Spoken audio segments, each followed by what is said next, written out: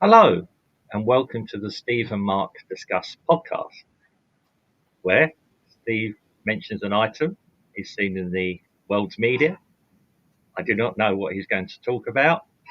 I will respond accordingly. So, over to you, Steve. Hi, people. So let's go to the UK. The economy, I think we mentioned in a previous podcast, is something that needs to be looked at more seriously. But this came from the Environment Secretary in the UK, Teresa Coffey, just to show that she's got a finger on the pulse and she's going to look after the interests of the UK.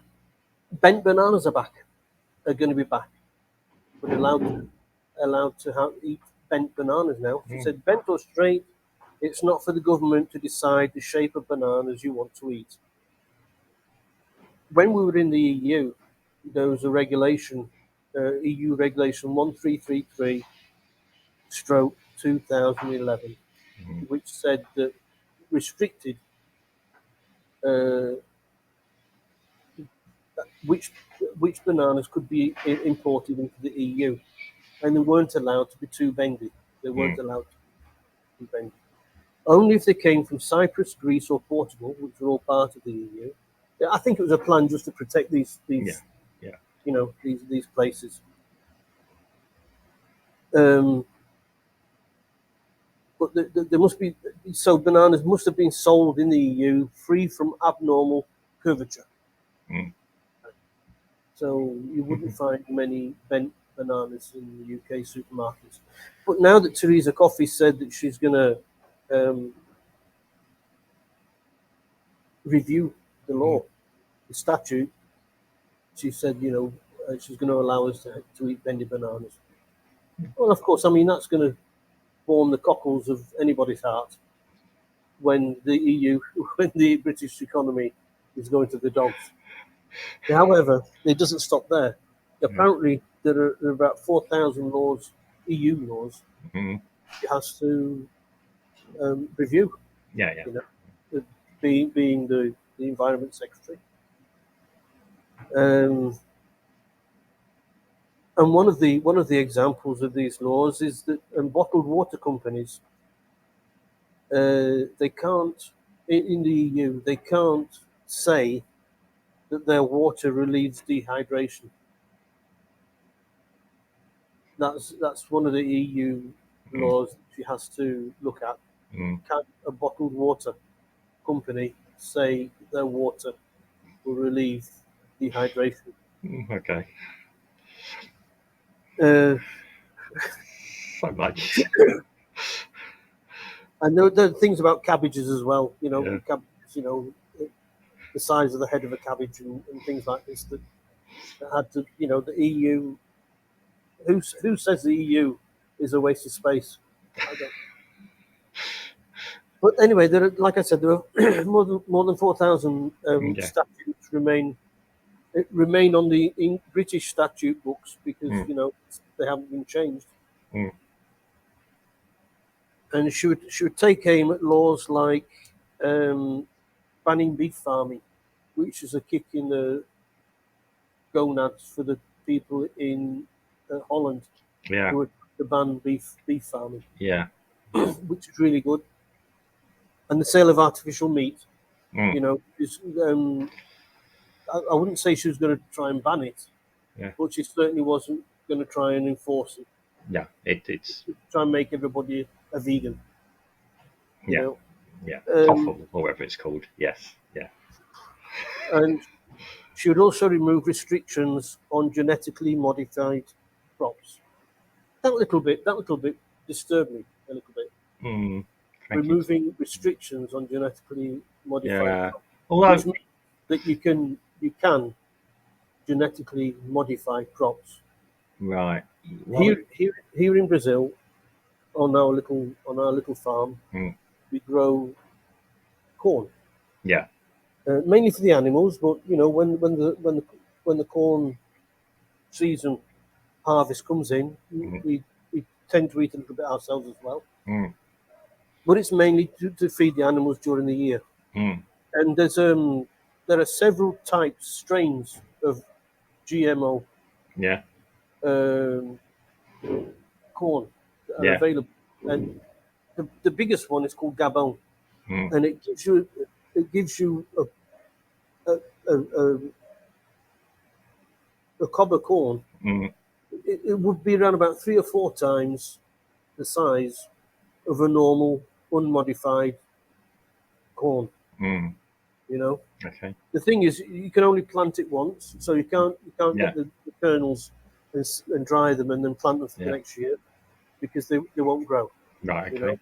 so you've got to keep on going back to Monsanto to buy more of his Mm, seeds. You know, but it does give you a better harvest. I'm not mm, too sure of what's in his his little box of tricks, Monsanto's. You mm. know, modifies, if it'll modify us if we eat it, for example. You know, the jury's still out on that one, or at least it is across here. You know, we Yeah. still eat it. Still eat it. Mm. I'm 60 years old. I'll eat anything these days. You Yeah. know, Yeah. nothing's going to kill Well, me. well, Life, yeah. life might, but the food won't. Right? It might So have unexpected consequences. It might make you live longer. yeah, it'll kill me only if it gets stuck in my throat. Yeah. You know, but yeah. So that was the last little bit. Yeah. So the three main points of this is that, as the English economy is Yeah. taking a nosedive, this lady is more interested. I know it's within her purview, Yeah. Yeah. you know, Right. and she's limited as to what she can say. But her pride and joy would be to get rid of the straight bananas Mm. and get the bent ones back in, Yeah. and modify some other statutes. Yeah. But one that disturbs me is that the Yeah. removing of the restrictions on the modified Yeah. genetically modified crops Crops. Yeah. over Okay. to. Well, yeah. I mean, actually, when talking about bananas and politicians, I mean, I think politicians are experts in bananas because a lot of them do suffer from the banana syndrome. When they first go in, they're green and straight. When they progress, they become yellow and bent. Yeah. Um, yeah, I'm rather interesting. I like that. I like coffee and banana. I like a cup of coffee when I have my banana. It's sort of yeah. I mean, yeah. We always knew this. To leave the EU wasn't just going to be an overnight thing. Yeah, yeah. We've got so many different rules and regulations. The idea is that we should be able to cut out what we want. This notion of trading with the EU with rules and regulations. Many years ago, I was reading something back in 1,000 years ago, effectively, to trade the English having to trade with the Europeans. There was a thing about the length cloaks could be. So if you made a cloak in England, you had to have it a specific length Hmm. um, or way of doing it to sell in Europe. And it was a regulation. I think if you check it up, I read it in a book years ago. So again, this is just a bit of things in the database at the back that were quite surprising. Which book was it? Yeah, I'll research it again at some point. But yes, so this thing about having different regulations to trade with Europe isn't new. Yeah, obviously the thing.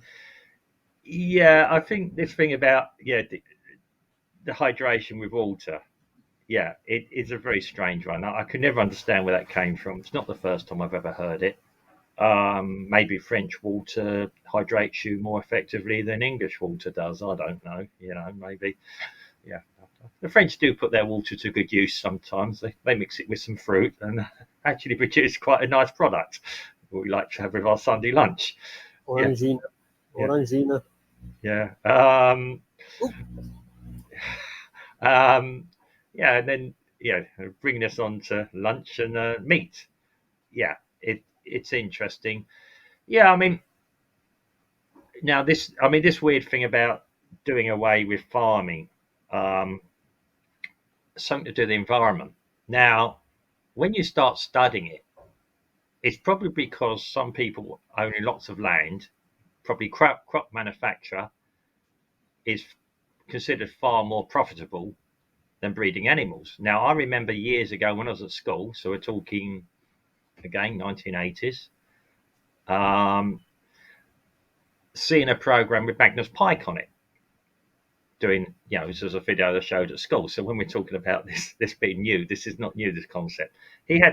He was talking about these animals, and he's showing pigs and cows and everything else. Yeah, I didn't live in the city. I did actually live near the countryside, so I did know what a pig looked like, and a cow looked like, and a sheep looked like, just about any other animal.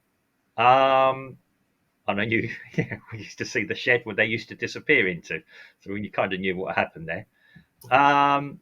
But yeah, he was talking about this, and then he was talking about how much produce, or how much corn, etc. It takes to feed a pig to go for human consumption. Much better that everyone maybe became less dependent upon meat.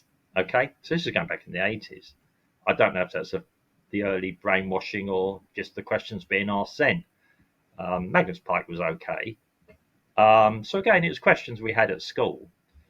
Um,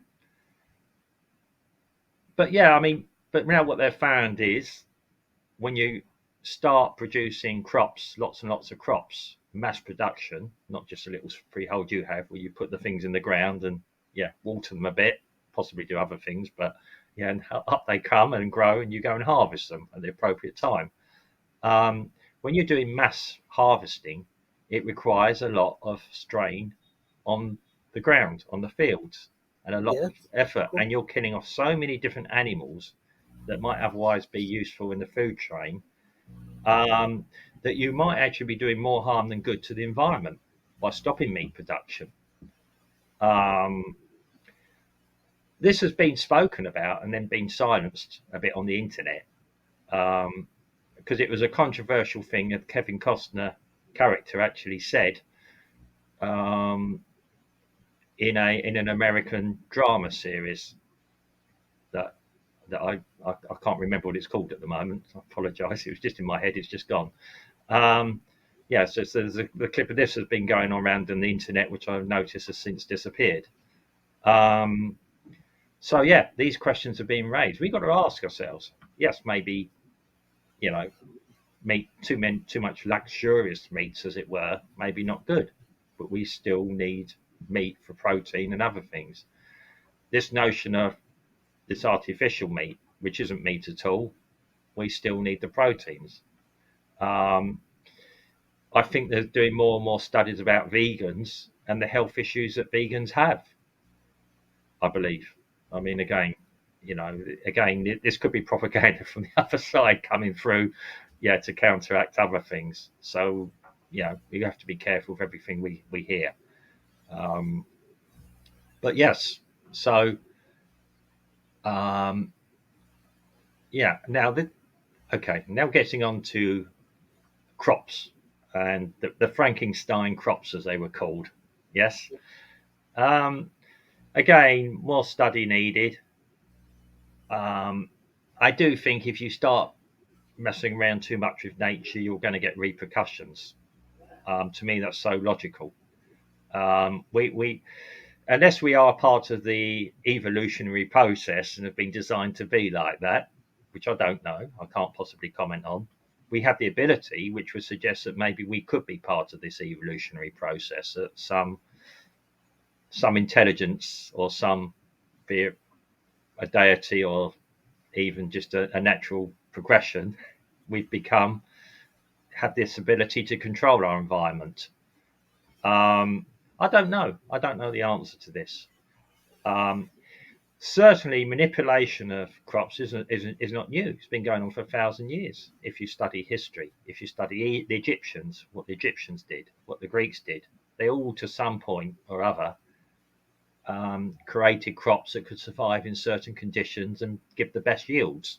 Yeah, they experimented. Yeah, Yeah, so but that wasn't getting one crop and then modifying it genetically so it survived. That was swapping one crop for another crop. yeah, The other crop was more hardy than the original crop, yeah. I mean, and the original crop was planted somewhere else. Yeah. It was more apt. It was a bit like Jesus and his path, and Yeah. throwing the wheat or Yeah. whatever it was, Yeah. and some fell on stony ground, some fell on the path, and some fell on the Yeah. fertile ground. Yeah. That's how they. Yeah. I think they were crossbreeding. I don't know. I mean, crossbreeding certainly isn't Well, new. cross pollination. It happens. It Yeah. happens through nature. Yeah. Through So nature. are we part of that process now? I don't know. I mean, it's an interesting point, but yeah, um, yeah, probably is. By the time we find out, it's probably too late at that point. But yeah, I mean, um, again, I don't know. It's interesting. Obviously, she's a minister. She's doing her job. She wants to seem that she's earning her salary, maybe. Um, This is um, coffee. yeah, yeah. Have we actually left the EU yet? Has the UK actually left the EU yet? I mean, I'm still scratching my head on that one. Well, I mean, there's still. I can't even remember what year it was when we officially Was left. it 20? I think Hang on. 2010 or something like that. No, 25. Was it 2015? The vote was 2016. The vote was, yeah, and we're still talking about things now. Was it 20? Yeah, because it was just before the elections in the US, and this came through. And Trump. Oh, right. It was all around about the same time, wasn't it? Yeah, Yeah. yeah. So yeah, so that's when it all started, and then nobody actually put a time scale onto when it should all finish. We somehow managed to get in a government that wasn't pro leaving. Then we get told, well, it was only an advisory vote anyway, but we're getting onto rounds of possibly what could be a different podcast. Um, but yeah, so then it was only advisory to the government and all sorts of things. Yeah, biggest, but more people voted in that election than any other time in recent history. It just shows how governments are so slow to react. 8 years later, and she's just starting to look at the legislation. Right, okay, slow to act or unwilling. Both, if you like. Hmm, yeah, yeah, Both, if you like. yeah. I mean, obviously, I can't say it's a massive change in culture or anything, yeah, do I like my bananas bent or do I like them straight? I don't care as long as they I taste don't care. okay. Yeah, I don't really don't care. Once you get into the mouth, you get chewed up, and it's all the same. It You sounds. know. Do you remember there was a program called Yes Minister, the comedy program Yes Minister, and he made the premise of the character in that made his reputation on sticking it into the EU or the common market as it was then about something about sausages. I think this is exactly the same. Somebody's making a name with bananas. Yes. Anyway, before we go bananas, I think